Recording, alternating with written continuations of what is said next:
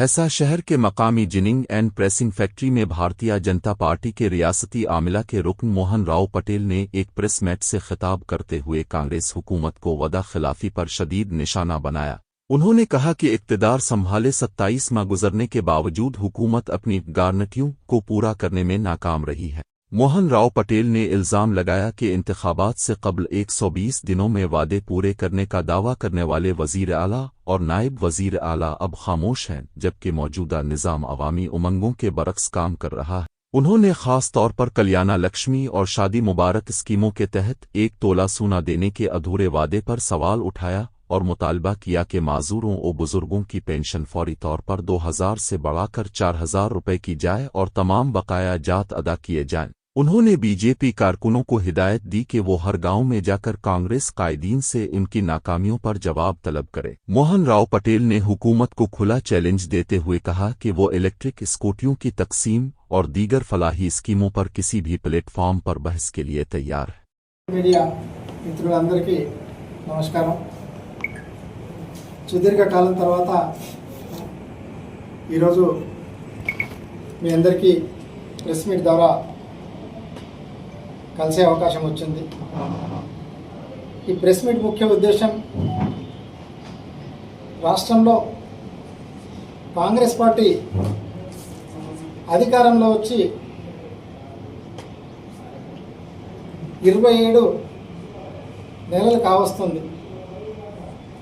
అధికారంలో రాకముందు 120 రోజుల్లో మేము ఇచ్చిన హామీలన్నీ పూర్తి చేస్తామని చాలా సందర్భాల్లో ముఖ్యమంత్రి కానివ్వండి, ఉప ముఖ్యమంత్రి గారు కానివ్వండి, మీ ద్వారా ప్రజలకు తెలియడం జరిగింది। ఈ ప్రజాపాలన అంటే ఇది ప్రజాపాలన కాదు, ప్రజలకు వ్యతిరేకంగా ప్రజల మనోభావాలకు విరుద్ధంగా ఈ ప్రజాపాలన కొనసాగుతుంది।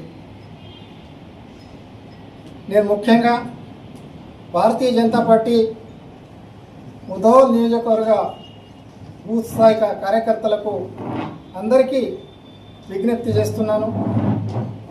ప్రతి గ్రామంలో ప్రజా పాలన కొరకు ఏదైతే అధికార బృందం వస్తుందో, అధికార పార్టీ నాయకులు వస్తారో, మరి కాంగ్రెస్ పార్టీ ఇన్ఛార్జ్ వస్తాడో, మరి ఎన్నికలలో ఇచ్చిన హామీలపై వాళ్ళకు నిలదీయండి।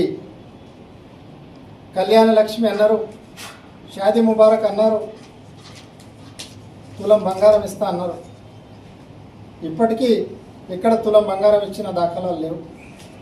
మా ఆడపడుచులందరూ అప్రమత్తమయ్యే సమయం ఆసన్నమైంది కాబట్టి తప్పకుండా ఎక్కడికక్కడ గ్రామ సభల్లో నిలదీయండి। అదేవిధంగా ఏదైతే పెన్షన్ అన్నారో 2000 నుండి 4000 వరకు ఏదైతే పెన్షన్ ఇస్తా అనే హామీ ఇచ్చారో, నేను ఒక్కటే మీడియా ద్వారా, ముదోల్ ప్రజల ద్వారా, మీరు అధికారంలో వచ్చినట్టు నుంచి నేటి వరకు పెన్షన్ల బకాయి ఏదైతే 2000 అదనంగా ఉందో అది కూడా తక్షణంగా చెల్లించాలి। మా పార్టీ కార్యకర్తలందరూ ఎక్కడికక్కడ నిలదీసే కార్యక్రమం మనం మొదలు పెట్టాలి। గతంలో కూడా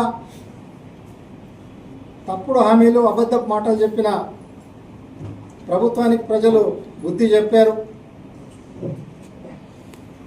ఇప్పుడు కూడా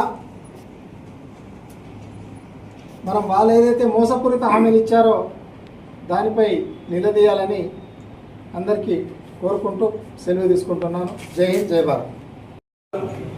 ప్రజలందరూ గమనిస్తున్నారు, తప్పకుండా మా కార్యకర్తలు ఎక్కడికక్కడ నిలదీసే కార్యక్రమం చేపట్టాలి। మీరు ప్రత్యక్షంగా ఎక్కడైతే పోలీస్ యంత్రాంగం, పోలీసులు ఎక్కడైతే తొత్తుగా కాంగ్రెస్ ప్రభుత్వానికి వ్యవహరిస్తారో తప్పకుండా నేను తప్పకుండా అక్కడ హాజరవుతానని సభాముఖంగా మరి తెలియజేస్తున్నాను. మరి కాంగ్రెస్ పార్టీ నాయకులు ఎవరైతే ఉన్నారో ఎక్కడన్నా వేదిక పెడితే ఆ వేదికకు మేము వచ్చి చర్చించడానికి సిద్ధంగా ఉన్నామని సవాల్ విసురుతాం. బహిరంగ చర్చ. చూద్దాం. దీనిపై మహాలక్ష్మి అనుకోండి, అదేవిధంగా షాదీ ముబారక్ కళ్యాణ లక్ష్మి అనుకోండి,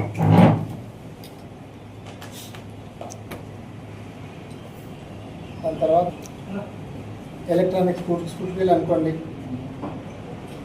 ఇలాంటి ఏవేవైతే హామీలు ఇచ్చారో, కళ్యాణ లక్ష్మి షాదీ ముబారక్లో తులం బంగారం అన్నారు, వీటన్నిటి మీద చర్చకు సిద్ధంగా ఉన్నాం.